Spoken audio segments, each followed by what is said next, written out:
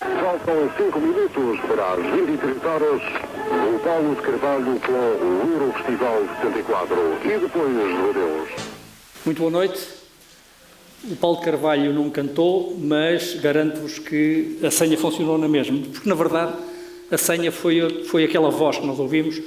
A música de Paulo de Carvalho e depois do adeus foi apenas um complemento àquela que foi a senha, o código que permitiu o arranque das operações que depois redundaram no 25 de abril de 74.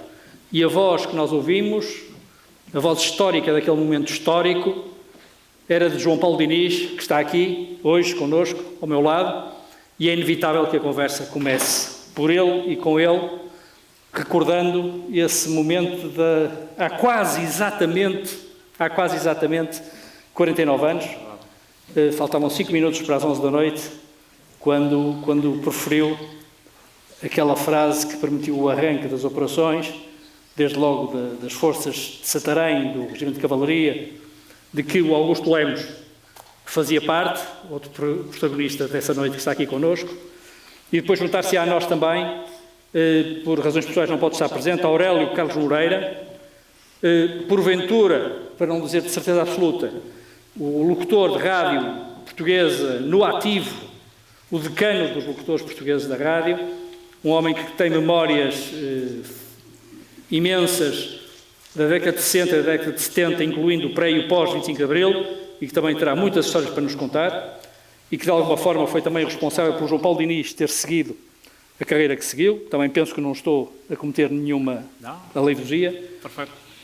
E posto isto, e introduzindo os presentes, vamos começar por ouvir João Paulo Diniz. Isto, mais do que um debate, é uma tertúlia, é uma conversa, haverá momentos também para depois interagir com a plateia. Estamos aqui a viver momentos de história com protagonistas de pedaços da história, da nossa história, e nada como ouvir João Paulo falar-nos desse dia. Como é que aconteceu? Como é que se lembrou de passar aquela música? Quem é que lhe pediu para dizer aquilo?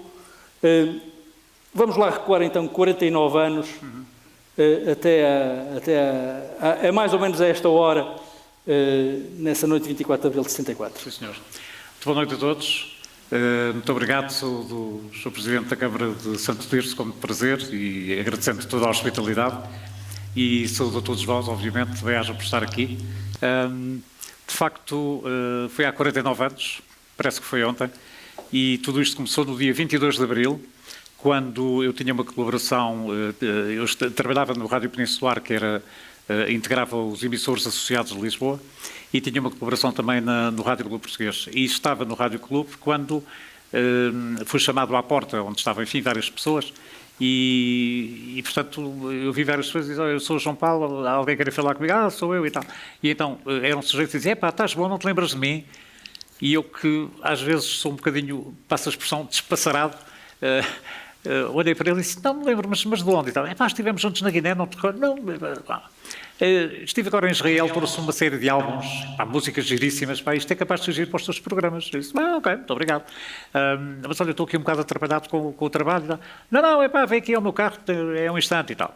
Ele tinha um Mini, que ficou estacionado na rua Sambá e Pina, e então entramos, eu não fechei a porta do carro, porque aquilo não me estava a soar lá muito bem. E ele diz-me: olha, não há discos nenhuns de Israel, olha, está aqui a minha identificação, eu sou oficial da Força Aérea e fui incumbido de vir aqui falar contigo porque precisamos de ti para fazer um golpe de Estado para derrubar o regime, criar uma democracia e tal. Como quem diz, vamos ali comer um bife à esquina e tal. Modo que temos um golpe de Estado para fazer e tal. E eu disse: desculpa lá, eu não te conheço lado nenhum. Estás aqui a fazer-me perder tempo. Naturalmente és da PID, não sou nada da PID. E eu disse: não, desculpa, não te conheço e não. E, enfim, tive fortes reservas, não é? E ele então disse-me: olha, e se fosse o Otelo a falar contigo? E eu disse: olha, já não vejo o Otelo desde que vim da Guiné, portanto há cerca de 2 anos, e gostava de o ver, de lhe dar um abraço, porque, enfim, já não o vejo há bastante tempo. Então, quando é que estás disponível? Eu disse, eu estou cheio de trabalho, naturalmente só para a semana. Ele disse, não tem que ser hoje. Disse, bom, ok, então hoje, onde, a que horas? Bom, abreviando, combinámos encontrar no Apolo 70, que era um centro comercial, penso que ainda existe, ao pé do Campo Pequeno, e combinámos encontrar aí, e quando eu passei, ia no meu carro e passei à porta do Apolo 70 e estava o Costa Martins, que me tinha abordado nessa tarde, e estava o hotel. E disse, isto afinal está a bater certo. E, portanto, fui ter com eles, fomos lá abaixo para a cafeteria. Curiosamente, nós a descer a escada, quem é que vinha a subir a escada? O Zeca Afonso. Isto há coisas perfeitamente espantosas. De modo que lá falámos. E o hotel disse, desculpa lá, pronto, estás à vontade, aqui com o Costa Martins, que é um dos nossos, está lá, precisamos de ti para dar um sinal na rádio. A ideia é pôs uma cantiga do Zeca Afonso. Eu disse, o Zeca Afonso está proibidíssimo pela censura. Portanto, não passa em nenhum sítio porque está proibidíssimo e, portanto, não se pode transmitir. Pois, então o que é que há de ser? Bom, já agora, por outro lado, se isso é para, enfim, complemento de um sinal, já agora, em vez de haver algumas unidades que possam pensar, será que este é o Zeca Afonso, uma vez que estava proibido, poderiam não o identificar de imediato, não é? Será que é este? Será que é outro? Bom, e então o hotel disse, pois, tens razão, então o que é que há de ser? Disse, olha, há aí uma cantiga que não levanta nenhumas dúvidas, passa a toda a hora nas várias rádios, que é a cantiga que foi à Eurovisão, o Paulo de Carvalho, depois do Adeus. Boa ideia e tal. Passa perfeitamente e não levanta dúvidas e toda a gente conhece a cantiga. Então ficou assente que às 5 para as 11 do dia 24, portanto há quase 49 anos, eu diria, faltam 5 minutos para as 23 horas, quando fosse realmente essa hora, e depois apresentava a cantiga do Paulo de Carvalho. E, portanto, a senha foi aquilo que ouviram de início. Faltam 5 minutos para as 23 horas, depois apresentei a cantiga do Paulo, aquilo que cantou, e funcionou com esta sequência toda. Durante esse nosso encontro no Apolo 70, eu perguntei ao hotel e disse, hotel, e se isto correr mal? E ele disse, isto não vai nada correr mal, vai correr muito bem. Está bem, ok, ótimo, esperamos que sim. Mas se houver azar, se houver qualquer coisa que não bate certo, se houver uma falha, se houver, enfim, qualquer imponderável. Ele disse, se isto correr mal é simples, vamos todos dentro, não é? Portanto, nós somos militares, vamos para Peniche, tu és civil, vais para Caxias. E disse, está bem, deve ser giro. De modo que... E assim ficámos. E pronto, e correu bem, graças a Deus. Correu bem, é verdade, somos testemunhas todos disso. Para quem está aqui menos contextualizado com a história, na verdade há duas senhas de 25 de Abril. Uma foi esta e passado sensivelmente hora e meia, numa outra estação de rádio, há uma segunda senha, cuja música que complementa esta senha é a Grândola Vila Morena do Zeca Afonso. A explicação para isto é que a primeira senha evidentemente serve de alerta para as forças que estavam mais distantes de Lisboa, e a outra senha terá ativado, digamos, forças mais de uma segunda fase das operações. Pois, assim. A questão é esta, a Rádio Peninsular, os emissores associados de Lisboa não tinham cobertura nacional, ao contrário da Rádio Renascença, que ainda hoje tem e já nessa altura tinha. E portanto, o que me foi explicado é que aquele primeiro sinal era para as unidades militares da grande Lisboa, unidades militares em Santarém e em Tomar, pronto, ali um bocado tudo à volta, e, portanto, essas avançaram de imediato para Lisboa. E, portanto, a confirmação de que as operações estavam em marcha foi dada através da grândola que passou na Rádio Renascença. Era o programa Limite. Quem estava ao microfone era o Leite Vasconcelos, que disse posteriormente que não sabia nada enfim, o significado daquele momento, mas um dos técnicos do programa e produtores do programa era o Manuel Tomás, que esse sim estava também envolvido na situação, portanto também tinha sido contactado e, portanto, tinha ficado assente que a grândola passava na Rádio Renascença cerca da 00:20, mais ou menos. E pronto, e foi assim. Manuel Tomás, um amigo de que já não me lembrava há muitos anos, nosso colega na RTP, é verdade, até há pouco tempo. Mas isto era uma deixa também para eu poder passar ao Augusto Lemos, porque quem é que estava? Um dos que estava em Santarém, com Salgueiro Maia, à espera das indicações para seguir. O Salgueiro Maia estava à espera, eu ainda não. Mas juntou-se à molhada, não é? Conta-nos lá. Eu vou explicar. Tinham noção do que ia acontecer? Nada. Aquilo para que foram mobilizados nessa madrugada? Soubemos passado um bocado, que é assim, eu, quando foi 25 de Abril, eu ainda estava a fazer a especialidade que era de carros de combate, aqueles lagartos. Em Santarém, na Escola Prática de Cavalaria. Na Escola Prática de Cavalaria.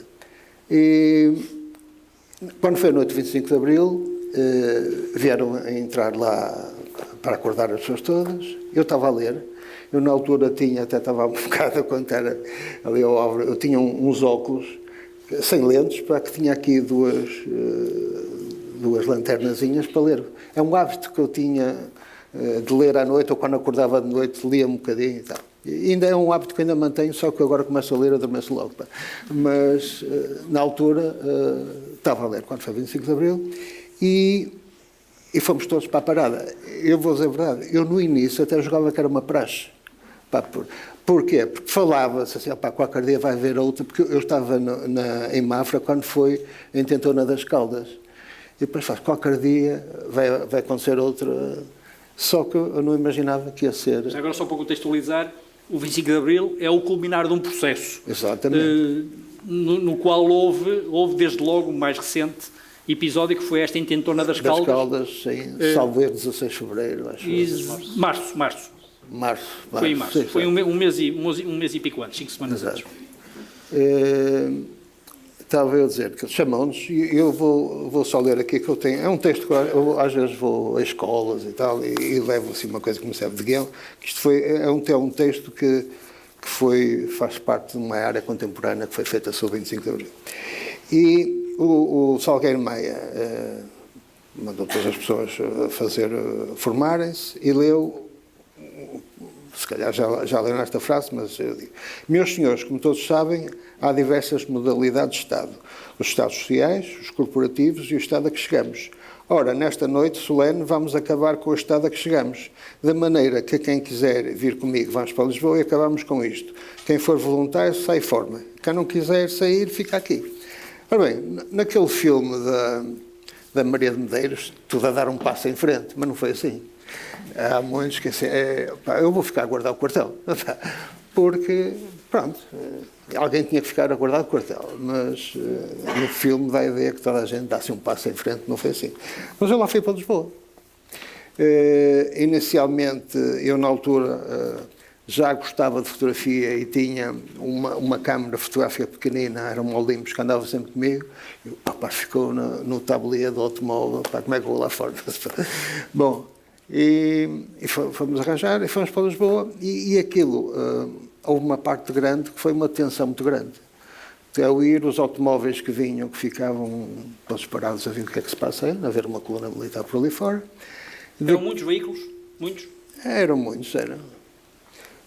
Depois... Mas 10, 20, 30, só para dar porque informação. Porque eram os panhás, eram as autometradoras ligeiras e eram os unimogos com muitos, no total, sei lá, 30 e tal, não sei exatamente.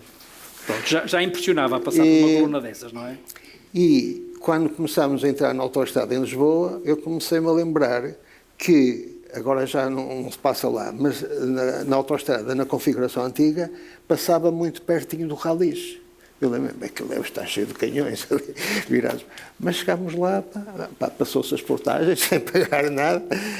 Depois chegámos a uns cruzamentos sinaleiros a mandar andar. O Ralis era um regimento de artilharia ligeira? Não. Cavalaria. Eu não percebo nada dessas coisas das tropas. Santarém é cavalaria. Mas para mim o Ralis é o sítio do 11 de março. O Ralis era. Sim, o Ralis. Estava a falar, nós era cavalaria. Não, as pessoas, a malta que está aí mais nova podia pensar que Ralis tinha a ver com Ralis. Não. Com Ralis, não. O regimento de artilharia ligeira de Lisboa. Pronto, e depois chegámos ao Terreiro de Paço. Chegámos ao Terreiro de Paço, fechar aquilo tudo. Passado um bocado, não sei exatamente se eram 6 da manhã, eu sei que ainda não tinham começado a chegar aquelas pessoas que trabalham do lado do Rio. Começaram a vir de manhã cedo. Costuma ser que não houve tiros no Terreiro de Paço, mas houve um tiro que foi portanto, os soldados normalmente têm um nome, ou é da terra onde moram, ou é profissão, e há lá um, que já não vejo há uns anos, que é o pintor, que ele era, depois mais tarde encontrava no Porto que ele tinha um táxi, mas ele estava lá, portanto, era uma tensão muito grande. E lá em cima há umas estátuas, ele jogava que era alguém deu um tiro cá de baixo. Portanto, houve um tiro para cá de baixo. Bom, entretanto, vamos ver, há muitas coisas que me passaram no Terreiro de Paço. Passado um bocado, temos tudo fechado, e já estava lá no centro o Alfredo Cunha, ele tinha pai, ele tem menos 2 que eu, tinha pai na Só altura. para contextualizar, eu estou aqui a tentar fazer um esforço para ignorar algumas coisas que conheço, para ajudar quem está aí desse lado e possa não saber isto. É natural. O Terreiro do Paço era, como hoje, em grande parte também é, a sede do poder político, onde estavam, de facto, os ministérios todos. Estamos a falar da Praça de Comércio em Lisboa. E este Alfredo Cunha tem a ver com o facto de isto estar tudo ligado, e eu mal cheguei aqui hoje e conheci o Augusto Lemos, perguntei-lhe se conhecia o Alfredo Cunha. O Alfredo Cunha é o autor das fotografias mais icónicas do Salgueiro Maia, do Terreiro do Paço, também por mero acaso, que eu depois posso contar essa história, e eu sabendo da paixão do Augusto Lemos pela fotografia, e do percurso que, entretanto, fez também na arte fotográfica desde então até agora, a primeira coisa que lhe perguntei se conhecia o meu amigo Alfredo Cunha, de quem fui colega na fundação do Jornal Público. Ele foi lá. E, portanto, este Alfredo Cunha de que ele está a falar é esse Alfredo Cunha, na altura jovem fotógrafo, estagiário da ANOP, que fez as fotografias icónicas que toda a gente conhece hoje, do Salgueiro Maia, da Chaimites. E há mais aquela famosa do Salgueiro Maia, que é dele, não é? E há mais fotografias do Terreiro de Paço de outros fotógrafos. Há do Gageiro, há do, não me lembro o nome dele, um que até fez um CD. Bom, daqui um bocado. Há mais 2 ou 3, mas são tiradas de longe com telas, não é? Não foram lá para o meio. Lá para o meio, as pessoas tinham medo, não é? Portanto, tiraram de longe, vamos ver o que é que isto vai dar, não é? E só que há certo tipo de fotografias que há uma distância para as fotografias. Para tirar uma fotografia ao Salgueiro Maia com uma tela objetiva de Londres, 500 metros, ou tirar à beira dele, não tem nada a ver. Há uma o Alfredo foi à beira dele. Foi à beira, estava à beira, andava por ali. Só que, entretanto... Foi à beira por inconsciência, não foi por coragem. Não, mas foi... Não, eu digo isto porque ele disse-me a mim. Sim. O próprio Salgueiro Maia à borda disse-me: o que é que você está aqui a fazer? Ele era um miúdo, não é? O que é que você está aqui a fazer?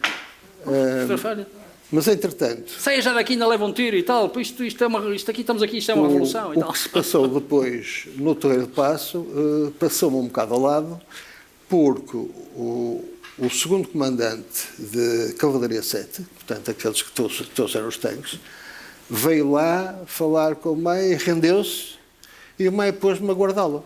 A mim e a outro.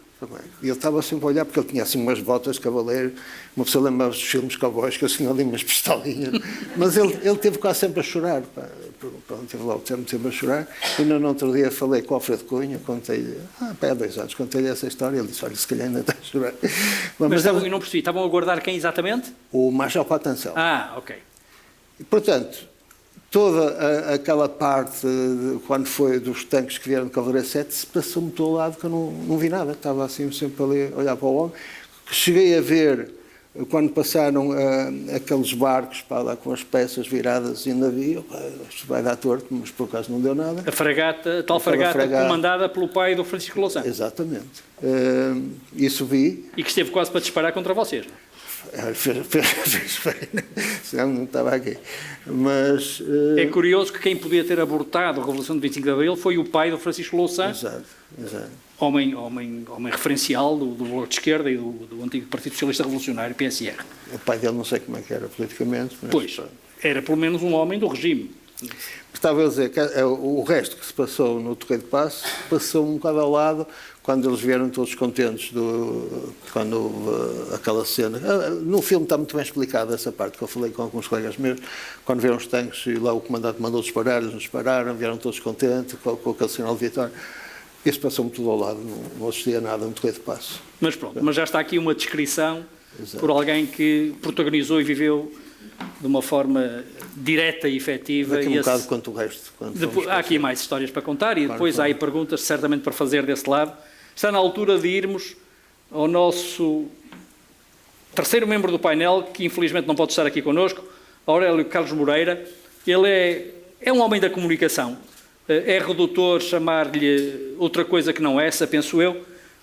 Ele foi um impressionante repórter, jornalista, locutor, produtor, um homem da rádio, um homem que faz parte da história da rádio, ainda por cima está no ativo, que é uma coisa extraordinária ao fim de todos estes anos, e que, como já aqui referi há pouco, foi o responsável por trazer para esta vida, através do programa Paju, penso eu, na Rádio Peninsular, o João Paulo Diniz, o homem da senha do 25 de Abril.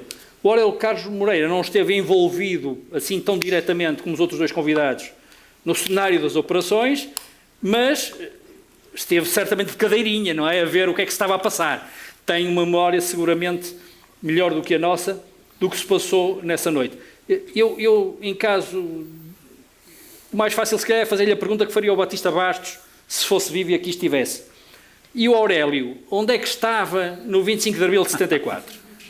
Antes de responder, quero dizer-lhe que uma saudação especial para quem está a participar neste painel e também a quem está a assistir, e acrescentar que quando começou a trabalhar comigo, jogou com 17 anos, o João Paulo Diniz, há um outro jovem que aqui foi falado, que também começou a trabalhar comigo, praticamente com a mesma idade, o Manuel Tomás. Portanto, eu tive dois jovens que comigo começaram, um no Rádio Peninsular, com a canção do Paulo de Carvalho, outro no programa Limite da Rádio Renascença, com a Grândola Vila Morena. Para mim foi um privilégio e para mim continua a ser um orgulho. Quanto à pergunta que onde é que eu estava? Eu estava em casa, normalmente, falei para uma pessoa chamada João Paulo Diniz, eram umas 4 da manhã, e disse: João, sabes que há uma revolução, parece que vamos ter mudanças, infelizmente. E João Paulo respondeu-me muito laconicamente: ai sim, houve uma revolução. E eu admirei desde esse dia a maneira como ele guardou, digamos, o segredo, porque era mesmo um segredo que tinha que ser guardado para que nada falhasse à última hora. E é o orgulho que eu tenho no João Paulo Diniz, que para mim funciona como um irmão mais novo. E que ao longo da vida me tem acompanhado e sempre presente em todas as iniciativas. O estar ligado à censura foi para mim também uma coisa espetacular, porque eu desde muito novo comecei a saber o que era o lápis azul no corte de certos textos e comecei também a saber como é que a PIDE controlava a vida de cada pessoa. Aurélio, mas eles não eram muito inteligentes, pois não? A maior parte dos Não, eram muito gente e às vezes tinham atitudes que faziam até rir. Mas outras vezes não faziam rir, mas faziam chorar da forma como é que eles atuavam. Eu comecei, portanto, em 1956, dois anos depois, em 1958, eu criei um programa chamado Estampas Radiofónicas. Eu pretendia com aquele programa dar a conhecer o que é que se fazia por essa Europa fora no aspecto de rádio.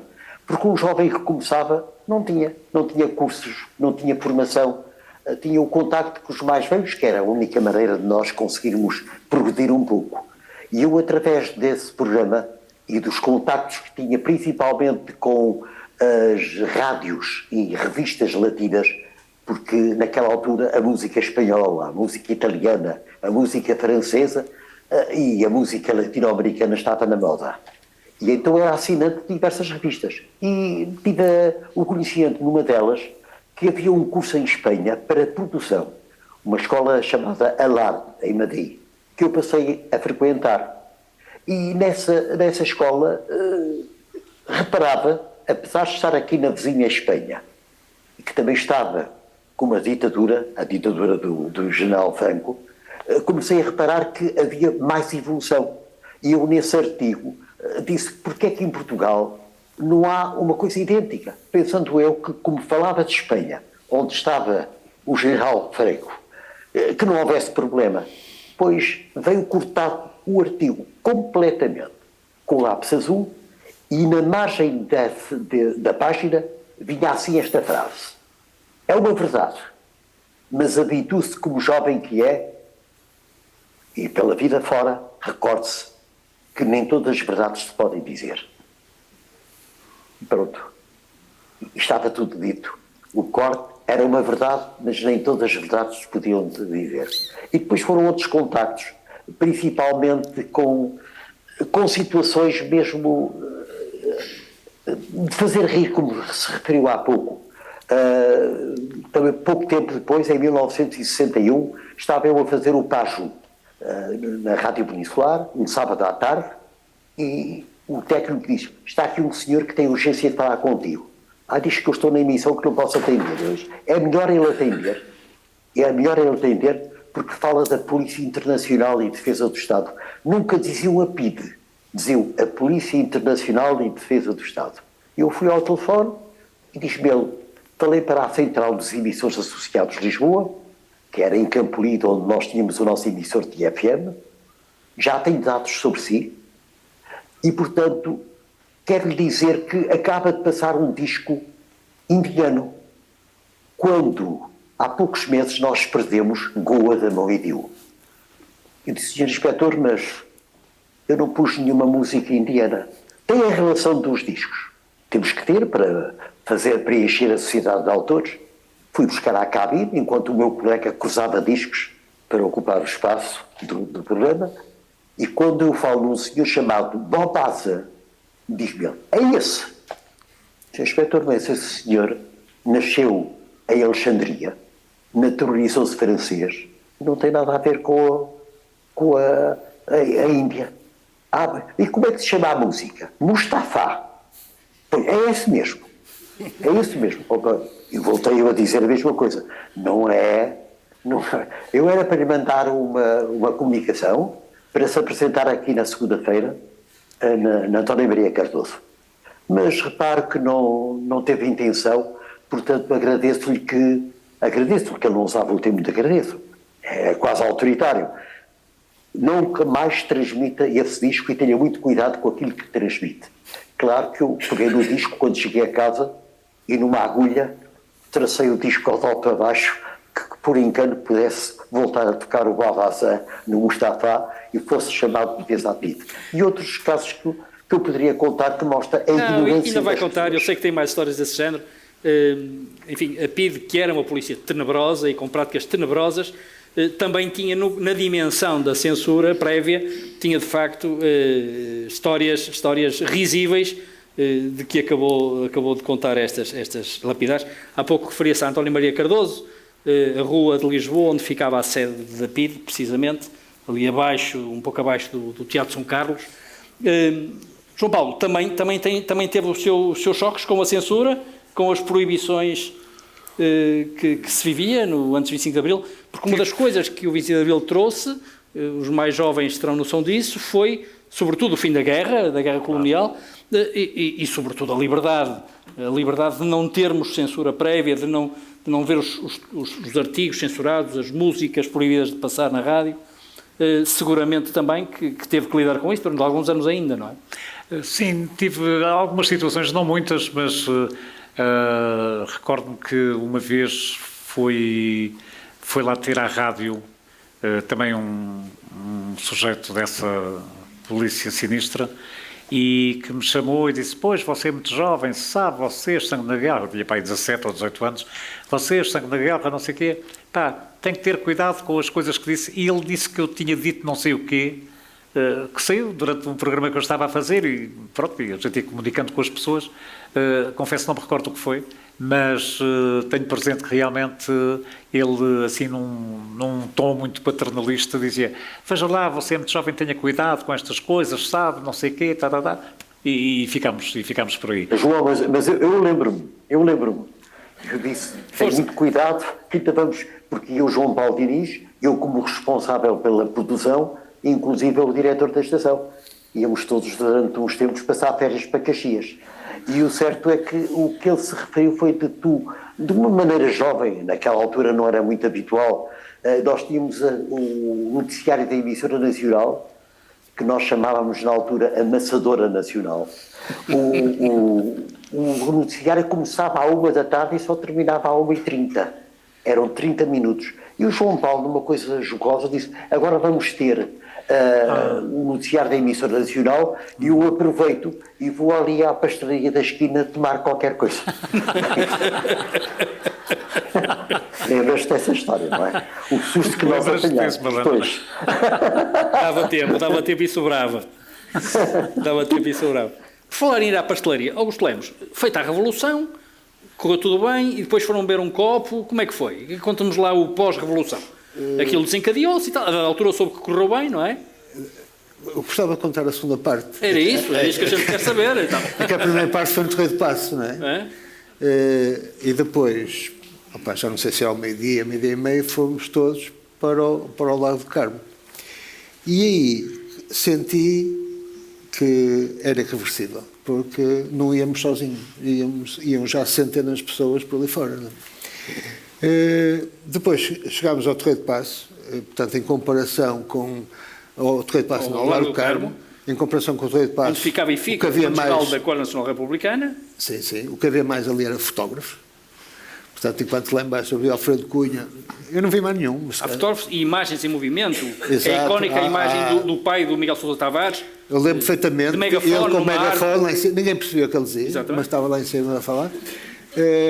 E houve uma dada altura que o Alfés Beate disse assim, olha, disse para mim, para um grupo, vamos ali em cima, vamos dar uns tiros. Eu, vou dar tiros.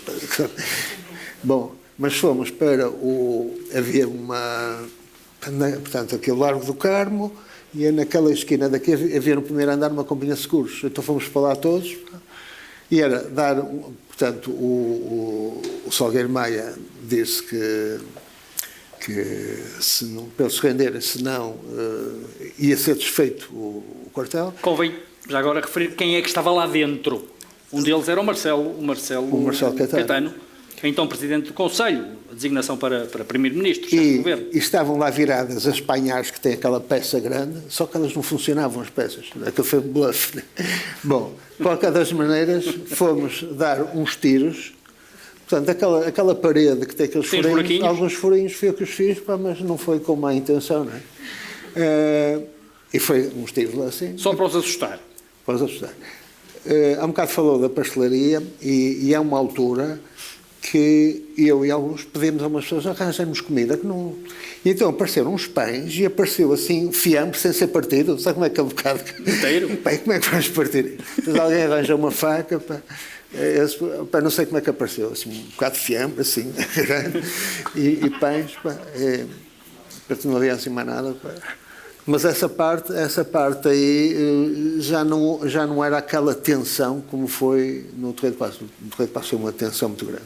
No Torreio de Paço era a tropa e ali estava cheio de gente, lá no carro. Estava cheio de gente, depois foi preciso empurrar as pessoas para trás. Aliás, uma das fotografias, tivemos de fazer um cordão e neste último livro daquela coleção PH do Alfredo Cunha, eu apareço lá nesse cordão.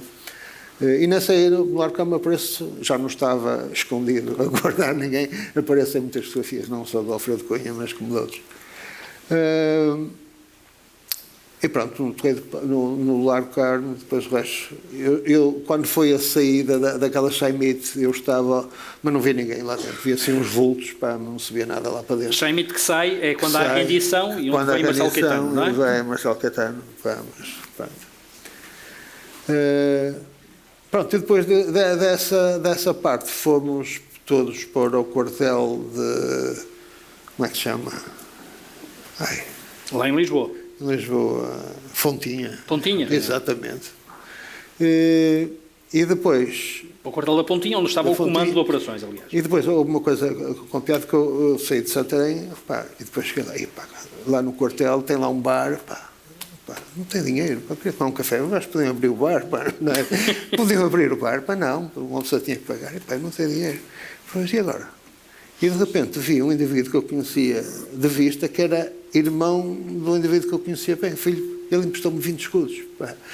20 escudos, opa, deu para pagar não sei quantos cafés, comprei cigarros que eu fumava na altura, pá, e pronto, foi uma festa. Mas uma coisa engraçada, depois à noite, pá, à meia-noite fomos levar o Spínola à televisão e passei mais uma... O Spínola é o general que é rosto, a dada altura da Revolução, e que depois assume, chama da Junta de Salvação Nacional. Exatamente. E estava a dizer que depois... Ficámos lá, fiquei sem dormir 2 noites, uma coisa que hoje em dia não é nenhuma. Mas foi a primeira noite que eu não dormi nada e a segunda noite também não dormi nada. Só dormi no dia seguinte, pá, quando cheguei a Santarém. Pá, foi assim uma festa pelo caminho todo, não é? Por aí fora. Retenho 2 momentos, de facto, da sua revolução, que é o fiambre e depois o não ter o dinheiro para tomar café não tem no Quartel da Pontinha, já vitorioso e com a revolução praticamente consumada, não é? É uma injustiça que a história devia repor, não é? João Paulo Diniz, e as primeiras memórias depois de 25 de Abril? Há aquele poema da Sofia, não é? Que tem aquela frase notável: esta é a madrugada que eu esperava, o dia inicial inteiro e limpo. Foi isso que sentiu? Eu era miúdo, mas senti isso. Senti um dia inteiro e limpo, apesar de estar nublado. Recordo perfeitamente que estava um dia com umas nuvens cinzentas, mas senti um alívio grande, uma limpeza enorme. Sim, claro que sim. Eu recordo-me que nessa noite, portanto, dormi em casa e eram 4 e tal da manhã, o telefone tocou, eu atendi, era uma amiga a dizer assim: epá, há qualquer coisa, o Rádio Clube Português está a transmitir marchas militares. E eu aí percebi que realmente estava tudo a funcionar, não é? E foi muito agradável. E, portanto, nesse dia procurei fazer a minha vida o mais normal possível. Tinha coisas para fazer no Rádio Peninsular e também no Rádio Clube e, portanto, fui, enfim, cumprir aquilo que estava previsto na escala de serviço, mas, de facto, estava tudo alterado, como é lógico, não é? E portanto, o próprio Rádio Clube, que, para quem não saiba, foi o posto, perdão, funcionou como o posto de comando do movimento das Forças Armadas. E vale a pena lembrar que quem estava de serviço nessa noite era o Joaquim Furtado, e foi ele quem leu os primeiros comunicados do movimento das Forças Armadas. Pai da Catarina Furtado, já agora para contextualizar. Exatamente. E, portanto, nesse encontro do Apolo 70, o hotel perguntou-me também se eu tinha acesso ao Rádio Clube. Eu disse sim. Queríamos saber quem é que está de serviço nessa madrugada.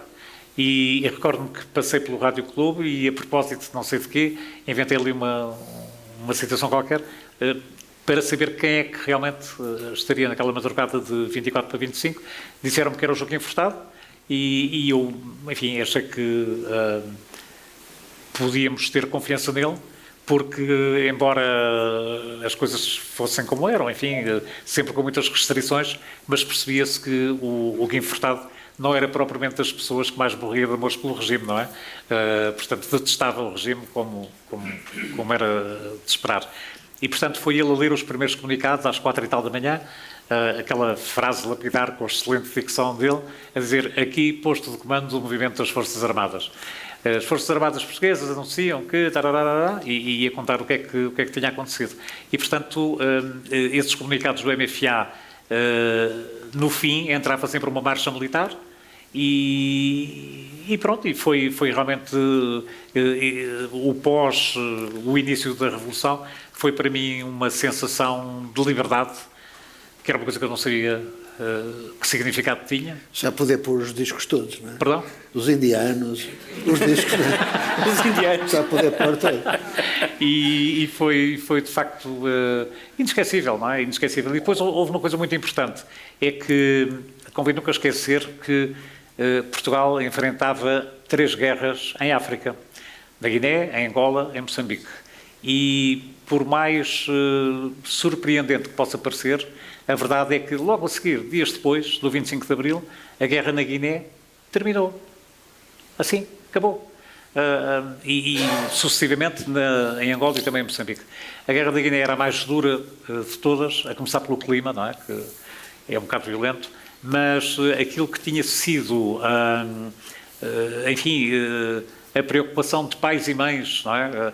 Em que os seus filhos eram obrigados a ir para a guerra e, como sabemos, houve muitos que deram o salto e foram aí para essa Europa fora, para as Franças, os Luxemburgos, para as Alemanhas, etc. E realmente houve essa certeza de que os pais e as mães já podiam ter filhos com 20 anos porque não eram nunca mais obrigados a ir para a guerra. E isso não tem preço. Não tem preço. Eu lembro-me que quando fui mobilizado, portanto, fui chamado ao comandante e disse: você está mobilizado? Eu disse: estou nada e tal. Pensei que ele tivesse a brigar, mas o assunto era muito sério. Ele disse: você está mobilizado? Nem me deu tempo a perguntar para onde é que era. Vai para a Guiné. E eu disse: ok, para a Guiné, sim senhor. Então, e agora? Você agora vai para casa e aguarda lá instruções e tal. E portanto, eu ia para casa, para Lisboa, e tinha que avisar a família, não é? Já agora. E, portanto, telefonei para o meu pai e disse: pai, era uma segunda-feira, olha, vou ter que ir a Lisboa, há lá uns acertos lá na rádio para fazer, lá mais uns programas, não sei o quê, e devo ter contado muito atrapalhado nesta história, que o meu pai disse assim: filho, há azar. Eu disse: é para onde? Guiné. Ok. Depois disse: melhor preparar a mãe e tal. Portanto, tudo isto foi muito dramático, isto foi uma experiência vivida por milhares de jovens como eu, e enfim, graças a Deus já acabou, não é? Hoje os pais e as mães já podem dormir sossegados, não é? Os filhos não são obrigados a ir para a guerra, não é? É verdade. Não tem preço, eu acho que não tem preço. Sou protagonista disso, contei isso ao jantar. Sim. A sensação de felicidade que senti ao fim daquele dia por saber que não ia haver guerra nas colónias para a qual eu teria que ir combater foi a coisa melhor do 25 de Abril. Não, e há uma coisa, já agora permite, uma coisa extraordinária é que, de uma maneira geral, na sequência do próprio 25 de Abril, na Guiné, em Angola, em Moçambique, algum tempo mais tarde tiveram as suas independências, mas, de facto, de hoje em dia, tanto quanto eu sei, nestas 3 antigas colónias portuguesas, vive-se muito o que se passa em Portugal. Eu lembro que uma vez fui com o presidente Mário Soares à Guiné-Bissau, em reportagem, portanto já a Guiné independente, e estava lá numa conversa com outros jornalistas da rádio de lá e pessoal ligado à comunicação social de uma maneira geral, e eles sabiam melhor os resultados dos futebols em Portugal do que eu, e quem é que tinha jogado pela equipa do Benfica e do Porto e do Sporting, e portanto viviam aquilo com uma grande paixão. É verdade. Portanto são marcas que ficaram, como é Senti isso em Cabo Verde, estava um dia a jantar, anos 80, no único hotel que existia na altura em Santa Maria, e de repente o empregado veio com grande entusiasmo dizer-me que o Portimonense estava a ganhar ao intervalo.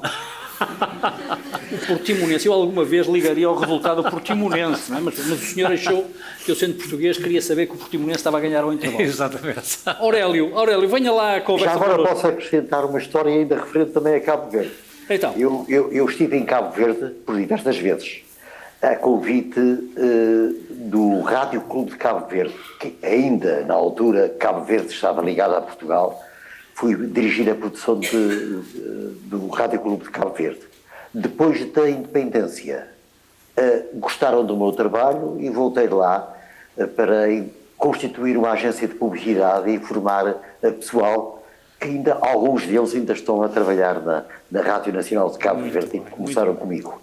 Mas a respeito ainda do futebol, acho muito interessante que havia uma final na cidade da Praia, onde eu estava, entre um clube de São Vicente e um clube da Praia. Era o Sporting da Praia contra a filial do Benfica, a filial do Benfica da Praia com o clube de São Vicente. A rivalidade é uma rivalidade um bocadinho parecida com Lisboa e Porto. O estádio não é muito grande, talvez a levar umas 3.000 pessoas, cheio. Ao intervalo, as pessoas desapareceram todas. Eu disse: o que é que terá acontecido? É que não ficou praticamente ninguém no estádio. Então vinha saber, iam todos para casa, para verem através da televisão um Sporting Benfica. Que para eles era mais importante que o jogo lá, que era o jogo para decidir o campeonato de Cabo Verde. Aurélio, e quanto às suas memórias do dia seguinte ao 25 de Abril, como é que foi o seu cotidiano profissional? Alterou-se desde logo porque deixou de haver censura, não é? Na expectativa, muito contente, muito satisfeito, claro, mas na expectativa, até ver que se a coisa estava segura, isso na verdade íamos ter outra vida, íamos respirar fundo. E principalmente, o que eu me referi há pouco, para além do lápis azul, perante também as atitudes dos próprios agentes da PIDE, houve uma coisa que me assustou grandemente, que era a forma como eles contemplavam a nossa vida sem nós sabermos. Os bufos. Posso-lhe contar um resumo? Os bufos. Um colega nosso do Rádio Peninsular, que o João Paulo se lembra muito bem, o Luís Henriques, para além de trabalhar na rádio, colaborava com o Benfica no Jornal do Benfica. Acompanhava o Benfica praticamente nos jogos internacionais. Entretanto, adoeceu com uma hepatite, não sabia se podia ir acompanhar o Benfica à Bulgária. E disse-me, olha, eu faço com que a viagem passe para o teu nome, para poderes dar as informações para o Rádio Peninsular. O certo é que deves ir fazer ao pedido do visto, porque na PIDE não dão visto para os chamados países da cortina de ferro, como eram denominados, com muita facilidade. Eu já tenho o meu autorizado. Se melhorar, vou eu. Se não, vais tu. Fui a António Maria Cardoso. O inspetor recebeu-me muito atentamente, sentado na sua poltrona, mas eu sempre de pé, porque ele nem sequer teve a amabilidade de mandar sentar um bocadinho para descansar, e pergunta, Sará, por que quer ir à Bulgária? Eu disse, eu quero ir à Bulgária ser inspetor, porque encontrei a história de um colega que está doente e é para pedir o visto com a devida antecedência. Está bem. Já alguma vez saiu do país? Eu disse, já saí umas 2 ou 3 vezes a Espanha. Isso não conta. Isso não conta. E é natural que não contasse, não é? Quem estava lá a dirigir era a mesma coisa que estar cá. E havia 2 passaportes, não sei se sabe. Havia um passaporte só para a Espanha e um passaporte que dava direito além Pirineus. Mas eu já saí o ano passado para fora de Portugal e para além Pirineus, Sr. Inspetor. Ai sim, estive no Luxemburgo, nos campeonatos da FISEC, que eram os campeonatos escolares. E ele rapa de um papel e começa a ler.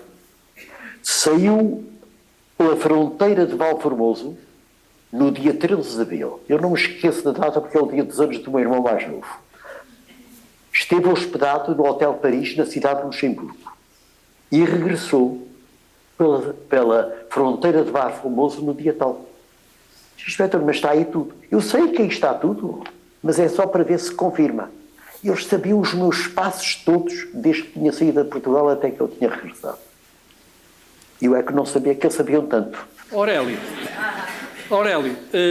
isso permite-nos falar de uma realidade que hoje muita gente não sabe o que é, que eram os bufos. Às vezes eram piores que os agentes da PIDE, não é? Mas muito piores. E isso foi o capitão Henrique Calvão pediu asilo político onde eu residia, a Embaixada da Argentina, que ainda hoje é João Crisóstomo. Eu vivia na Embaixada da Argentina. O capitão Henrique Calvão, que comandou uma rebelião do Santa Maria. No Parque de Santa Maria. Isso. E ele foi para o hospital de Santa Maria, por condições de saúde, fugiu, ou ajudaram-no a fugir, ainda bem, do Hospital de Santa Maria, e foi pedir asilo político à Embaixada da Argentina. Eu morava no resto de chão direito e a Embaixada no resto de chão esquerdo, onde ainda hoje está. E o certo é que, contado lá por um dos funcionários, ele foi pelas traseiras da Embaixada, apareceu esse respectivo funcionário e disse, eu quero falar com o senhor embaixador. E ele vinha disfarçado de homem que vendia carvão. Agora, olha para ele e diz, este fulano o que é que quererá do embaixador? Mas o senhor o que é que quer do embaixador? Ele puxa-te um cartão e diz, Capitão Henrique Calvão. Falou para a casa do embaixador e o embaixador queria asilo político, não é? Pedia asilo político, ele queria asilo político e ele deu-lhe asilo político na própria embaixada, enquanto não vinha a ordem da Argentina para onde ele queria ir. E ele viveu lá 7 meses. O prédio esteve rodeado 7 meses por agentes da PIDE nas traseiras, em frente, inclusive numa pastelaria, dá a volta às pastelarias ao primeiro plano, numa pastelaria em frente que não fechava à noite para eles poderem ir tomar qualquer refeição. Mas o que me assustou também, e também para mim foi uma experiência, eram os informadores que lá apareciam. Então, gente de todo o género, desde o menino, aluno do Instituto Superior Técnico, que surgiu com o seu carro descapotável, a dar informações ao agente da PIDE que estava lá na altura. O fulano com aspecto, digamos, vindo da província, com uma chamarra que toda a gente dizia, é um alentejano que vem a Lisboa, visitar Lisboa, vinha também dar informações aos agentes que lá estavam. E eu comecei a dizer, afinal, estes é que são os verdadeiros, os perigosos. Havia um público, não sei se ainda recorda, que vendia gravatas. Lembra-se não se lembra das pessoas, dos que vendiam gravata, que traziam a tiracol um género de cruzeta? Sim, perfeitamente. E esses fulanos, na sua maioria, eram informadores do PIDE. E onde é que eles andavam? No Arco do Cego, ali junto da Carris, que eram precisamente quase todos os funcionários, como eles diziam, do contra. E eu comecei a testar cada vez mais, exatamente com esses fulanos que levavam a vida em troca de uma ninharia a prejudicar a vida de uma família inteira. Este era o cotidiano triste e cinzento que vivíamos. Era isso. Antes de era o terror, acabava por ser o terror, era com medo. Que eu continuo a dizer que o medo ainda é nas mãos de quem quer usar o medo, é das forças maiores que podem existir. Sem dúvida. Está na altura de alargarmos a conversa à nossa composta plateia desta noite. Já conhecem um bocadinho mais e um bocadinho melhor os 3 protagonistas que estão aqui hoje connosco e, portanto, seguramente já têm algumas curiosidades suplementares, algumas dúvidas, algumas questões que queiram colocar, mas se tiverem também testemunhos pessoais, diretos, que tenham a ver com estas memórias de 25 de Abril, pois são bem-vindos à conversa. O Pedro Bessa, meu velho amigo e camarada dos jornais, que me desafiou para estar aqui hoje com muito gosto. Eu já não exerço as funções de jornalista há algum tempo, mas estou aqui com muito gosto a participar nesta agradável tertúlia. O Pedro Bessa disse-me que haveria os microfones que vão circular pela sala à medida que alguém queira intervir, colocar alguma questão. Temos aqui este senhor, que eu não sei o nome, mas tem uma coisa que diz Adidas, portanto, aqui para o senhor, seguindo aquele princípio da tropa, não é? É o Adidas, pronto. Adidas. É o Beato, é o Alferes Beato, não é? Portanto, temos aqui o Alferes Adidas. O microfone aqui para a frente, por favor. Aqui, segunda fila. Aqui na segunda fila. Muito bem. Identifica-se, por favor, porque evidentemente não se chama Adidas, passa publicidade. Já agora, para todos, chamo-me Filipe Lopes, sou escritor, já agora. Eu queria-me fazer uma pergunta muito... Só queria-me abrir uma parênteses. O Alfredo Cunha fez um livro sobre os rapazes dos tanques. Sim. Por acaso tive esse privilégio de estar com ele pessoalmente também. Temos um bocadinho só a conversar assim por alto, não entrar por determinados assuntos a respeito ao 25 de Abril, com certeza.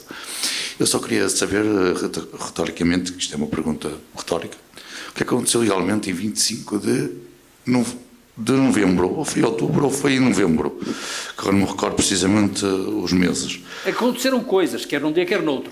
O que aconteceu em 25 de novembro foi mais importante. Exatamente, é isso que eu queria, é isso que eu estava a dizer em outubro ou estava em novembro. Sei que aconteceu algo, não sei agora se dizer precisamente, porque quem puder explicar são os senhores, por viver nesse tempo e provavelmente, como já nasci em 77, já passou a Revolução, já passou muita coisa. Eu queria saber o que é que aconteceu realmente nesse 25 de novembro, nessa altura. A bem dizer, eu diria que ainda não se sabe bem ao certo. Falámos ao jantar disso, a propósito do papel protagonista que Ramalhianos teve nesse movimento, mas, de alguma forma, foi o fechar de um ciclo que foi o ciclo do verão quente, de grande instabilidade política em Portugal, e que depois culminou com o movimento militar, que de alguma forma abriu o caminho àquilo que viria a ser o país constitucional, com a Constituição de 82, começou de alguma forma a ser construído no 25 de novembro. Os contornos exatos dessa revolução ou contra-revolução, consoante as perspectivas, na minha opinião, ainda falta clarificar. Alguns dos protagonistas já morreram e não estão cá, se calhar, para o provar. Não sei se é possível fazer prova documental, mas eu tenho para mim a tese de que houve ali, pelo menos, um momento em que o Partido Comunista Português, que tinha uma influência decisiva na sociedade portuguesa, arrepia caminho, graças à influência ramalhianos, junto de Álvaro Cunhal, isto é a minha teoria, e as coisas acabaram por resultar bem e compor-se no sentido de conduzir Portugal para um caminho de normalização democrática que claramente não estava a ter nos meses antecedentes. Pronto, isto é a minha abordagem, digamos, jornalística àquilo que aconteceu, mas há aqui outros protagonistas que podem seguramente acrescentar pormenores àquilo que foi o fim, de alguma forma, do período revolucionário. Pois, foi uma data muito especial. O país realmente estava a viver, enfim, em grandes convulsões, desde o 25 de Abril, portanto havia as várias forças políticas. Para o caso do Partido Comunista, estava na clandestinidade, foi só aparecer à superfície. Já podemos aparecer? Ok, então estamos aqui. Depois apareceram outras forças políticas, o PPD na altura, hoje PSD, apareceu o CDS, apareceram, enfim, várias formações políticas que disputavam, enfim, o espaço político junto aos cidadãos. Eu penso que realmente a intervenção do general Ramalhianes no 25 de novembro foi absolutamente decisiva dele e, enfim, dos seus camaradas, porque ele conseguiu criar condições para o país regressar a uma certa normalidade política e social. E, portanto, penso que foi um papel importante, porventura mal compreendido logo de início, mas penso que, enfim, gradualmente as pessoas perceberam que o Yanes não era nenhum ditador, não era nenhum Pinochet, longe disso, e, portanto, tenho a firme convicção de que mesmo os mais céticos acabaram por perceber o que era, de facto, o significado daquele movimento militar. Eu, quando falo do general Yanes, falo sempre com muita simpatia. Ele foi meu comandante na Guiné. Acho que ainda não tinha dito isto. Aqui não. Pronto, ok. Falámos disso ao jantar. Sim. Ele foi meu comandante na Guiné e quando eu era de engenharia, mas pouco tempo depois fui transferido para o comando-chefe para fazer o programa das Forças Armadas, que era o PFA, e o nickname junto do pessoal era o PIFAS. PFA era o PIFAS.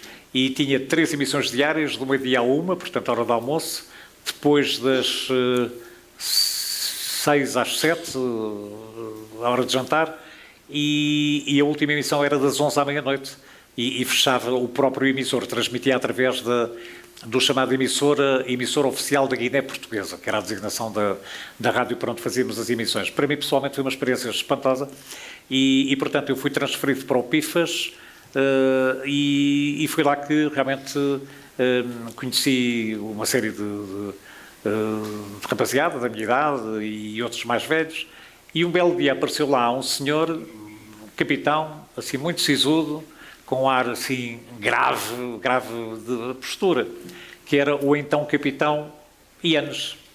E nós, quando olhámos para ele, dissemos: epá, estamos tramados com este gajo. Foi mesmo assim. Estamos tramados. Porquê? Porque ele transmitiu uma imagem, enfim... de homem duro. Dura, era um bocado isso. Na prática, revelou-se uma pessoa absolutamente extraordinária. Lembro-me que uma vez me chamou, era verão aqui na Europa, e ele chamou-me e disse-me: então como é que te sentes? E disse: major, na altura ele já era major. Eu estou cansado, quer dizer, porque o pessoal todo está de férias nos Algarves e coisa, e, portanto, uma equipa de 10 ou 12, estamos aqui 2 ou 3. Mas perguntei isso por alguma razão especial, e dizem: Sim, há aí uma coisa que eu quero falar contigo em breve e portanto, pronto, tudo bem, depois voltamos a falar. Ok. E eu fiquei a pensar o que é que será, o que é que não será. Alguns dias mais tarde ele chama-me, olha, lembras-te da nossa conversa do outro dia? Sim, claro. Então é para te dizer que amanhã às 6 da manhã uma carrinha passa por tua casa, vai-te levar ao aeroporto e vais fazer uma reportagem com os nossos camaradas paraquedistas. E eu disse, não tenho que saltar de paraquedas, pois não? Não, claro, porque é uma coisa que eu gostava um dia de fazer, agora já não.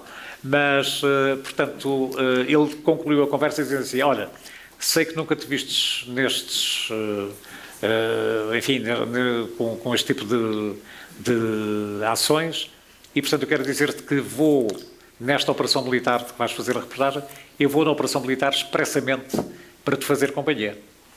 E foi. Às 6 da manhã, estava ele à porta, a carrinha, e fomos para o aeroporto, fomos conversando durante o caminho, e ele sempre a acompanhar. Numa outra ocasião, já agora permitam-me só uma à parte, ainda hoje com o general Ramalho Andes, temos uma relação de grande amizade e de muita estima, e eu acho que ele é uma pessoa absolutamente íntegra e penso que Portugal lhe deve muito, porque se não tivesse sido o general Andes, em certas ocasiões, creio que designadamente no 25 de novembro de 75, penso que Portugal teria entrado numa super confusão, numa enorme barafunda. Mas eu não sou político, portanto não quero adiantar muito sobre isto. Estamos na iminência de uma guerra civil, perdão? claramente. Perdão? Estivemos na iminência de uma guerra civil. Não faltou muito, não. Não faltou muito. Mas, já que estava na Guiné, permitam-me só para dizer que nessa altura na Guiné, o comandante-chefe das Forças Armadas era o general António de Spínola, e uma vez fui incumbido de fazer uma reportagem cuja ideia era um dia com o general Spínola. O próprio general foi avisado que ia lá haver um chato, sempre de gravador em punho e microfone ao pé dele. E um dia eles, portanto, quando foi esse dia, com o general Spínola, pronto, começámos de manhãzinha cedo, andámos lá por várias zonas de Guiné, sempre de helicóptero, e então estávamos algures lá a visitar uma companhia, e ele a falar e tal, dizer, vocês, bravos rapazes que estão aqui, a pátria, não sei o que, e aquilo estava um discurso muito, muito bonito. E de repente vira-se para mim e diz-me assim, o que é que está a querer fazer? E eu olhei para ele, mas general, eu estou a gravar o que está a dizer. Eu vou reproduzir SIC, aquilo que me foi dito, não levarão a mal. Eu estou a gravar, desligue imediatamente essa merda e retire-se. E eu devo ter ficado verde, azul, enfim, várias cores, e retirei-me. E fui ter com o oficial às ordens dele, que era o capitão Fernandes Tomás, e disse, epá, o que é que se passa? Então, estavas a gravar. Epá, ele está ali com um discurso, mas ele está com palavras muito simpáticas, até a dizer vocês, bravos rapazes que estão aqui, e numa zona difícil, e que são os tipos impecáveis, e não sei o quê. Isso é o preâmbulo para uma castanha que ele vai dar ali àquela rapaziada, porque houve vários dias de levantamento de rancho. Ou seja, recusaram-se a tomar as refeições, não é? E portanto, pronto, portanto, é isso. Mas podiam ter vida, pronto, ok, esquece, eu depois falo com ele. E a verdade é que depois o Fernandes Tomás foi falar, era ajudante do campo dele, e ia ter dito ao general, o João Paulo estava ali e coisa, mas pronto, é esta reportagem que está a fazer e tal. Eu sei que quando aquilo acabou, fui ter com ele e disse, mas general, se me permite, eu queria pedir imensa desculpa, mas não me apercebi que o meu general estava a ter uma conversa privada, as coisas que a gente descobre, não é? Estava a ter uma conversa privada com aqueles nossos camaradas e por isso é que eu estava a gravar. Peço-lhe imensa desculpa, meu general. E ele olhou para mim, tudo bem, continua o seu trabalho, deve ser uma palmada nas costas e pronto, e continuei o trabalho. Mas foram experiências e vivências giras. Curiosamente, alguns dos meus maiores amigos foram fabricados, por assim dizer, na Guiné e tenho realmente episódios engraçados, enfim, e já passou, e hoje ainda bem que os pais e as mães já podem dormir sossegadinhos, não é? Porque os filhos não são obrigados a ir para a guerra. E isso não tem preço. Augusto Lemos, e depois da Revolução, deixou de ser revolucionário, passou a fazer outras coisas, mudou de vida, Depois da Revolução? acabou a tropa. Isto foi só acabei depois de 25 de novembro. Temos aqui um protagonista em peras. Não, Ou seja, estava no Porto, estava já no mas Porto. atravessou o período chamado PREC, do processo revolucionário em curso, Exatamente. no serviço militar. Eu quando acabei, portanto, a parte da especialidade, depois fui por engano para Castelo Branco e lá não se passava nada. E depois fui para Santarém e fui durante 2 meses adjunto de Major Tomé. Que depois, Major Tomé, figura importante da UDP, União Democrática Popular, que foi um dos partidos fundadores do Bloco de Esquerda. E depois ele foi-se embora para Lisboa. Eu cheguei 1 ou 2 vezes com ele para Lisboa, ele tinha um Volkswagen na altura. E depois fui adjunto de outro e depois fiz uma coisa, foi uma experiência fantástica na tropa, que era, portanto, os soldados que eram eles o sustento da família, podiam ficar libertos da tropa. Chamava-se isso os processos de amparo. E eu andei durante 6 ou 7 meses, 6 meses, a fazer processos de amparo em toda aquela região. Foi ainda havia aquelas aldeias de pescadores no Rio Tejo, uma série de coisas que desapareceram na altura, mas foi uma série de experiências. Sim, os militares andaram a fazer coisas extraordinárias naquela altura. Recordo-me agora as campanhas de alfabetização. Olha, a primeira coisa que eu fiz... Foram os militares que foram, o país adentro, ensinar as pessoas a ler e a escrever. O país era profundamente analfabeto. A primeira coisa que eu fiz logo que vim de Castelo Branco, aliás, ainda era junto com o Major Tomé, mandou-me ver aquelas herdades, que havia lá muitas naquela zona, as que tinham lá dentro sítios para poder aterrar aviões. Alguns, chegava lá, será que pode? Mas só que entrei naquelas herdades, havia assim herdades assim enormes, eu só tinha que fazer uns relatórios para ver se podiam lá aterrar aviões. Mas talvez uma avionetezita daquelas que aterram em poucos metros, não é? Mas foi engraçado. Primeiro andei a ver só aquelas herdades grandes e depois andei a fazer processo de amparo em zonas humildes, que foi uma experiência fantástica que tive naquela altura. Não andei exatamente, andei 2 ou 3 vezes só naquelas campanhas de dinamização, não andei assim muito nisso, e tanto depois vim para o Porto e era totalmente diferente a vida no Porto e o que se passava em Lisboa. Mas já não viveu o 25 de novembro, digamos, de uma forma intensa no interior da estrutura militar? Eu estava nesse dia, estava de oficial de prevenção no quartel que agora já está fechado, que é na Ramada Alta. Muito bem. Aquele que é o quartel de cavaleiro. Portanto, estava no âmbito da região militar norte, que era um dos lados da barricada. Se houvesse uma guerra civil, o país partia-se a meio, claramente. Uma altura que estava... O próprio Mário Soares estava preparado para vir com houve uma altura que politicamente para o teve Porto. A ver também com a Renascença, não foi? De fechar a Renascença, não é? Sim, também. Sim, pronto, sim. Houve assim uma série de coisas. E a ação do Ramalhanos foi importante para ver... É que a palavra de democracia tem muitas leituras, não é? Certo. E havia uma parte, vamos chamar norte e centro, era uma democracia ocidental, não é? Com vários partidos, e havia outros que tinham uma leitura diferente da democracia, que era o povo a mandar e mais nada. Isso podia dar uma guerra civil, que felizmente sim, a coisa não esteve muito longe. Aurélio, tem memórias quentes do verão quente, chamado verão quente de 75? Tenho.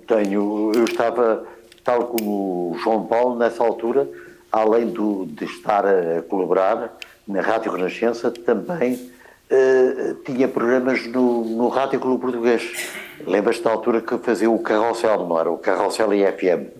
Não estavas tu nessa altura também a fazer o Carrossel de manhã? Não era? Sim. Foi mais cedo. Era o Carrossel, mas que passava no emissor do Porto do Rádio Clube. Emissora do Porto, exatamente.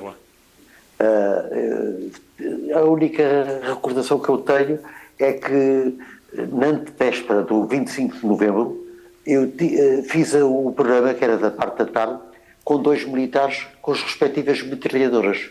Estavam ali ao pé de mim, ali ficaram, e pronto, e depois no dia 25 já não houve programa, e depois era o Rádio Clube Português, o Rádio Clube Português encerrou. E esteve uma quantidade de dias encerrado, e depois se reabriu já não talvez com a Rádio Comercial. O Rádio Clube já não abriu nessa altura depois. Rua Sampaio e Pina. Depois ouvia toda a gente da BBC para saber. Na Rua Sampaio e Pina, não era, Aurélio? Sempre foi na Sampaio e Pina. O Rádio Clube era na Sampaio e Pina e a Rádio Comercial também. Era na Sampaio e Pina. Aliás, naqueles tempos era frequente, a presença dos militares na sociedade portuguesa era, por uma razão ou por outra, era evidente. Eu recordo-me de sair à rua, entrar num estabelecimento, normalmente serviços públicos, e poder haver militares. Por uma razão ou por outra.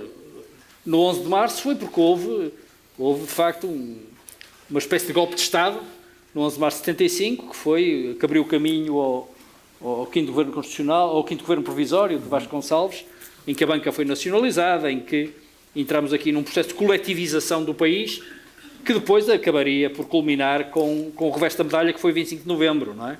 Daí falar-se nesse verão como o verão quente, que mediou ali entre o 11 de março e o 25 de novembro. E o 25 de novembro, exatamente. Na verdade foi uma primavera, verão, outono. Foi assim um bocadinho, um verão alargado.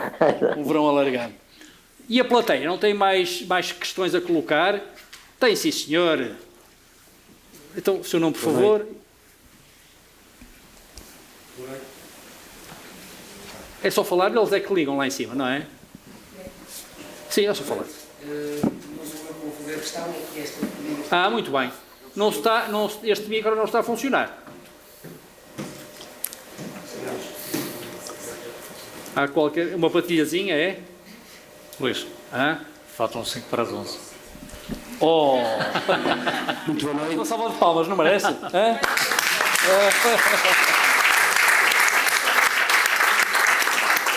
Não sou eu que vou ficar em primeiro lugar. Muito obrigado por esta Está sessão. a falar não no sou momento exato de há 49 anos em que João Paulo Diniz emitiu a senha do 25 de abril. Grande homem, grande homem. Não, quem vai fazer a questão é aqui esta pequenina que está ao meu lado, que eu consegui tirá-la de uma sessão de noite a ver o Disney para vir ouvir um bocadinho sobre o 25 de abril. Acho que tem uma questão para pôr. Boa noite. Boa noite. Boa noite. Antes do 25 de abril, como é que as mulheres eram tratadas? Muito mal, mas eu vou deixá-los falar a eles. Não percebi a pergunta, peço desculpa. Antes do 25 de abril, como é que as mulheres eram tratadas? Minha querida, eram tratadas... tinha dias, não é? Mas acho que havia uma certa desconsideração pelas mulheres nos locais de trabalho, penso eu. Não sei se partilham desta minha ideia. Sem dúvida. Mas Tinham menos direitos que os homens. Sim, Começa logo sim. por aí. Tinham menos direitos que os homens. Só podiam fazer certas coisas se fossem com os maridos, a acompanhar os maridos. Pois. Sozinhas não podiam ir a certos sítios, estás a ver? Imagina o que isto era. Era complicado, era complicado. Era complicado. Ganhavam menos do que os homens, mas hoje parece que ainda é assim. Não é? Não tinham direito ao voto. Não tinham direito a voto, precisamente. Por exemplo, ir a um casino, só podiam ir se fossem com o marido. Sozinhas não podiam entrar nos casinos. Na Póvoa, em Espinho, no Estoril. E sair do país só com autorização do marido. Sair do país só com autorização do marido. E estou a lembrar-me de uma coisa, para teres uma noção do que era, enfim, a vida em Portugal nessa altura. Hoje é normalíssimo vermos, enfim, casais, marido e mulher, ou namorados, que no meio da rua trocam um beijo, é normal, não é?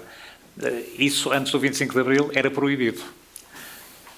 Tão simples como isto. E pronto, é estranho, não é? Eu não sou mulher, mas cresci, assim, com a tua idade, a fugir da polícia, porque eu gostava de jogar à bola na rua com os meus amigos. E se a gente encontrava um sítio no meio da cidade, um jardim, para jogar à bola, e passava o carro da polícia, a gente chamava-lhe os Nívia, porque tinham aquela cor do creme Nívia, azul e branco, com as letras brancas, a gente fugia porque era proibido jogar a bola no meio da rua. Eu Já tinha que fugir da polícia. lembro de estar na praça com mais 3 amigos a conversar e estávamos a ler, contar, já nem me lembro o quê, e depois veio, olha, vocês já estão aí há muito tempo. Ok. Bem, não se podia estar há muito tempo, eles não sabiam o que é que estávamos a falar, mas estávamos a contar a história, já nem me lembro o que é que era. Era um país um bocadinho triste e cinzento, sabes? Não era, Aurélio? E principalmente para os namorados. Que não saiam com a namorada sozinhos. Tinham que ter sempre um apêndice a acompanhar, não é verdade? Ou a mãe ou alguém, porque era raro ver-se 2 namorados juntos numa sessão de cinema ou num baile ou em qualquer. Tinham que ter sempre um acompanhante, ou a avó, ou a mãe, ou uma irmã mais velha. Portanto, a mulher era colocada sempre num plano inferior. Há bocado quando estavam a dizer, era um apêndice, passa a expressão, era um apêndice. Precisavam de autorização para tudo e mais alguma coisa. Infelizmente, também o 25 de Abril deu a volta a isso tudo. Muito bem. Mais participações, mais perguntas, mais intervenções. Há ali um braço no ar. Boa noite. Boa noite.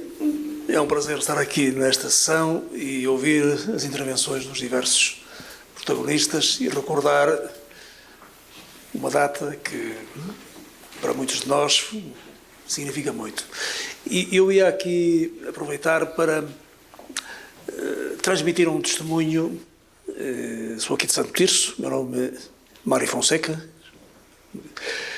do como foi o meu vivi o 25 de Abril aqui em Santo Tirso. Portanto, acho que é interessante, a maior parte das pessoas serão daqui. Alguns ainda viveram nessa época, outros já nasceram muito depois disso, mas dar-lhe assim duas ou três notas. Mais à frente. O 25 de Abril em Santo Tirso, eu diria que talvez a gente começou a lançar umas sementes, houve aqui umas sementes lançadas antes, em 73. Aconteceu um acontecimento significativo aqui no ano 73, em outubro, quando foram as últimas eleições entre aspas, não é, que haviam no antigo regime. Que a oposição, em outubro de 73, depois, à boca das urnas, não foi às eleições. E então conseguiu-se fazer aqui um comício em Santo Tirso, que foi um momento, diria quase, de referência histórica. Está registado, existe documentação e até recentemente, creio que a Câmara editou há uns anos um livro que faz referência a isso. Um comício de oposição democrática que aconteceu no Cineteatro, que agora já não existe, mas que era uma sala enorme, com muitas centenas de lugares, e quase se encheu. Foi uma pedrada no charco na altura, vila, agora cidade de Santo Tirso. Um grupo de jovens, na altura todos à volta dos 20 e picos anos, vejo aqui uma outra cara que na altura também andava por aí, e acontece que no 25 de Abril esses jovens, a partir dessa data, não deixaram de se organizar e criar aqui algo que foi chamado Movimento Democrático de Santo Tirso, que continuou até ao 25 de Abril e continuou depois do 25 de Abril.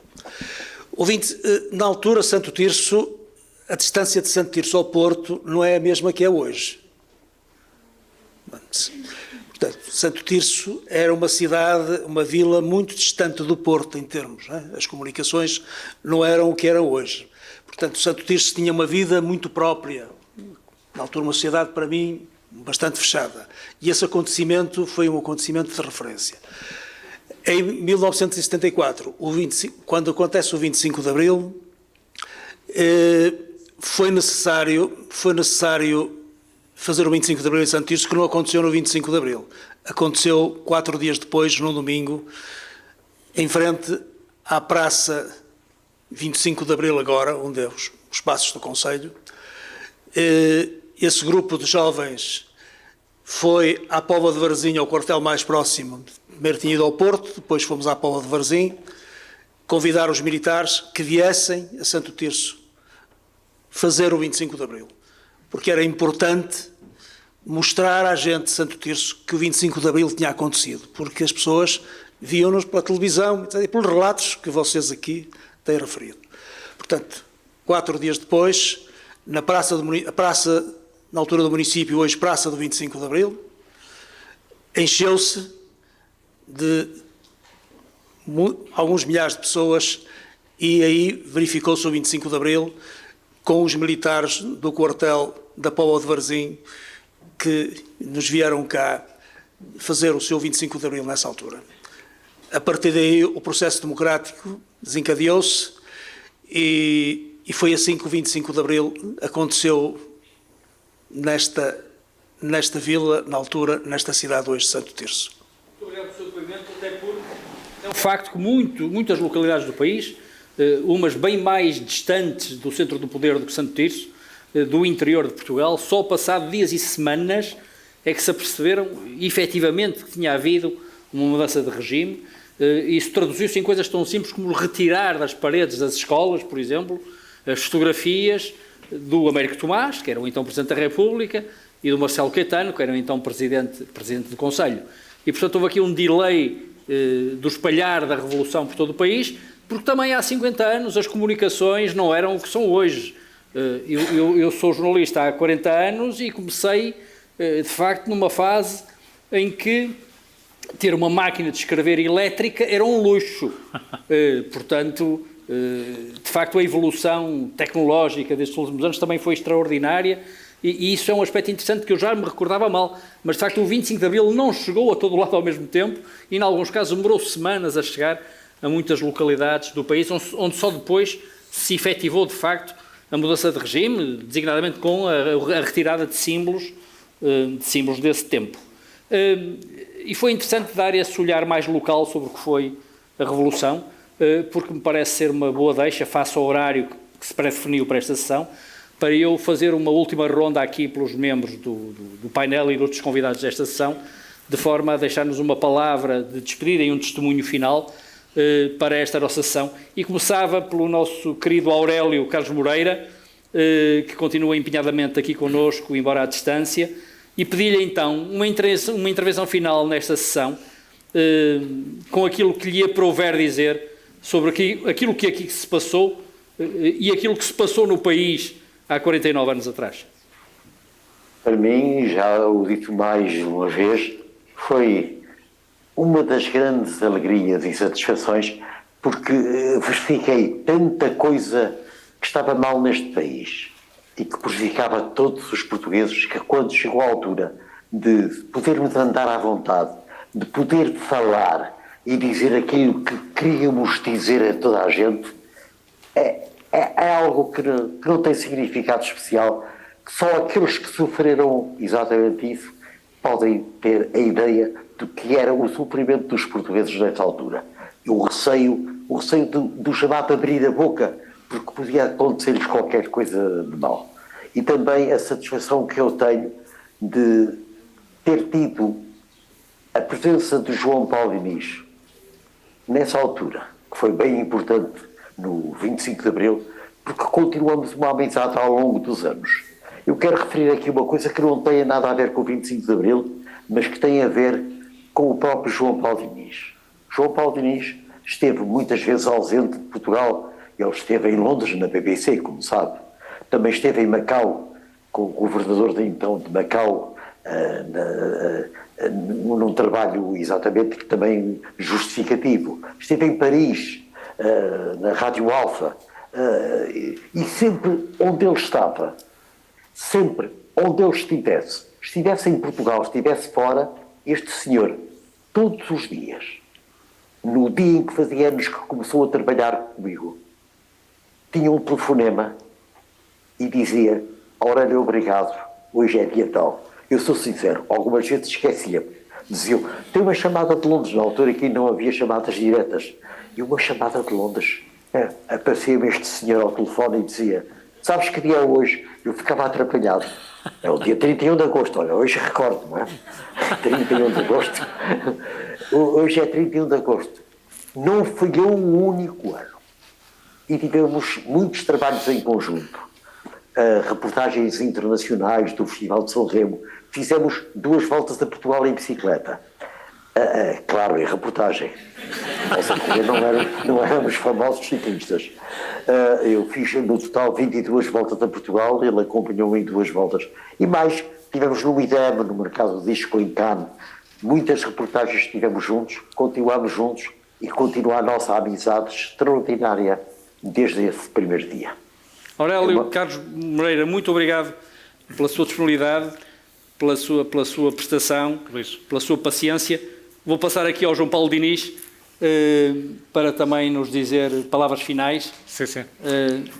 Eu, se me é permitido, gostava só de acrescentar que este senhor que acabou de falar, o nosso querido Aurélio Carlos Moreira, decano dos locutores em Portugal e ainda em atividade, numa colaboração que mantém com a Rádio Renascença, o Aurélio, ele no início da sua intervenção, quando começámos, dizia que eu, para ele, era um irmão mais novo. E não é retribuição, mas é, de facto, o Aurélio é para mim um irmão mais velho, não é? Porque sim, pelas vivências que temos tido ao longo destes anos todos e pela tua seriedade profissional e pessoal, é realmente uma pessoa única e com a sabedoria que ele tem da sua experiência profissional, penso que, salvo melhor opinião, bem podia estar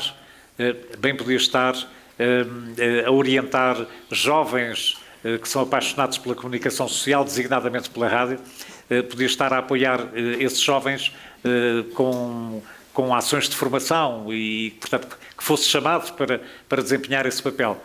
Enfim, quem de direito talvez ande distraído, porque o Aurélio, mesmo em cima dos 84 anos de bilhete de identidade, porque ele em espírito tem 20 e tal, não é?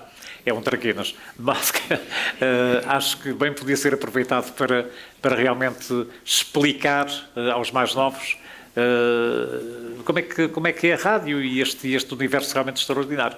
De modo que, meu querido Aurélio, um grande abração para ti e vamos ver se a gente se encontrar aí um dia destes, não, que já vai ser muito tempo. Mas não foste o único que começaste comigo, não é verdade? Desculpa? Foram dezenas deles, felizmente, que eu tenho essa satisfação. Tanto profissional de rádio ainda no ativo, outros que já não estão no ativo, que começaram ao meu lado e para mim é um orgulho extraordinário.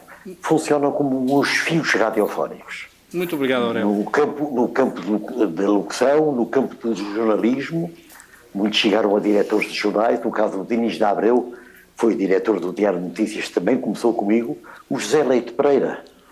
Meu grande amigo. Diretor do Jornal Notícias. Jornal Notícias também começou comigo, o Carneiro Jacinto, que trabalhou particularmente com o Dr. Mário Soares. São pessoas que me deixam um orgulho extraordinário, que vejo algo que deixei ficar ao longo desta minha vida de rádio. Ainda espero lançar mais alguém. Com certeza que sim, com certeza sim. João Paulo Diniz, só uma última pequena questão. Como é que tem sido viver ao longo destes anos com o peso histórico de ser homem da senha do 25 de Abril?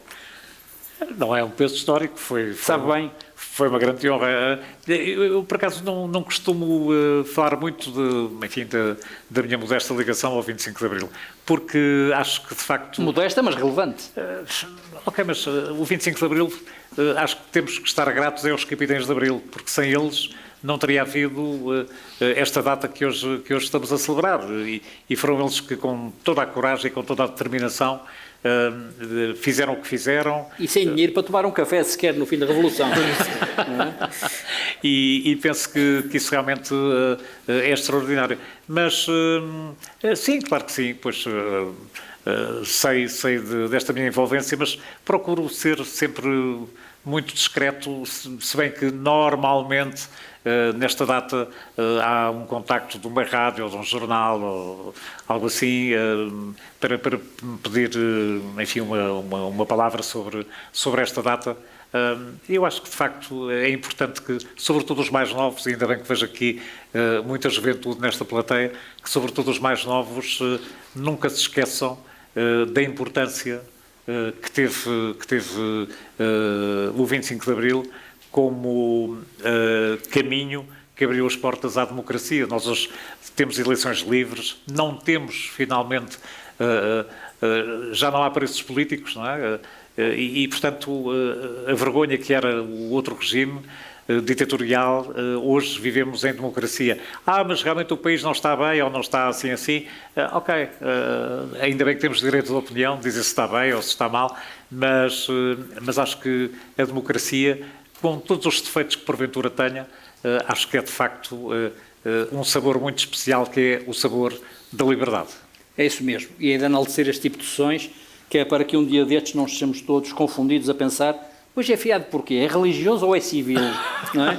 Não, é civil, e a razão de ser tem a ver com o protagonista de homens como este que está aqui ao meu lado, Augusto Lemos, a quem eu dava a palavra para fechar esta sessão, porque foi um dos protagonistas, mesmo que de alguma forma involuntário, daquilo que foi a Revolução, que, como percebemos também aqui, foi feita de um conjunto de casos. Eu fui voluntário.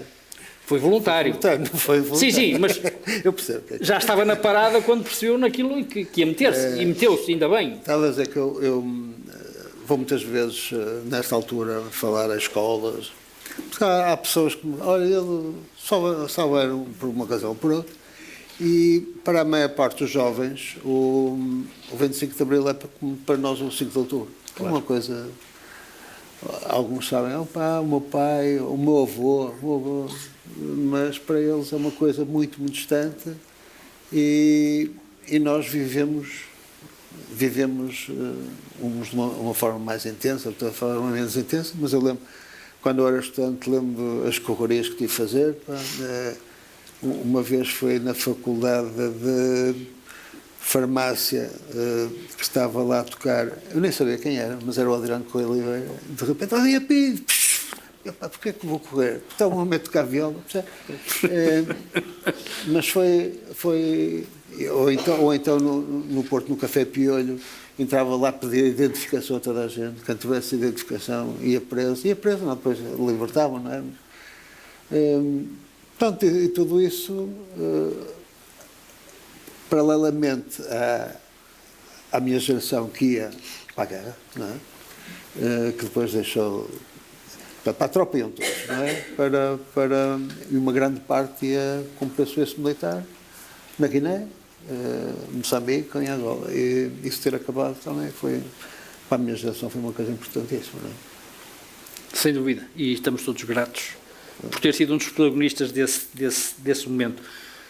Este tipo de sessões convém acabar quando apetece que continuem, porque senão depois da altura estamos todos a bocejar e com vontade de ir embora, e portanto é chegada a altura de pôr um ponto final nesta sessão. Espero que tenha valido a pena estarmos aqui todos juntos. Pessoalmente gostei muito, foi um privilégio e um prazer estar convosco, e há aqui um momento agora que já transcende a própria sessão, em que o Sr. Presidente da Câmara quer oferecer, penso eu, aqui aos membros do painel, uma pequena lembrança. O caro Aurélio Carlos Moreira terá direito seguramente a essa lembrança, mas não hoje, ser-lhe entregue posteriormente. Muito obrigado pela vossa presença, e se me permitem a frase, não é um chavão, mas tem que ser dita: 25 de Abril sempre, fascismo nunca mais. Muito obrigado. Sempre dar-se a Alberto Carvalho que temos aqui, as nossas bolachinhas das freiras e os nossos doces jesuítas. Muito obrigado. Muito obrigado. Muito obrigado. Muito obrigado.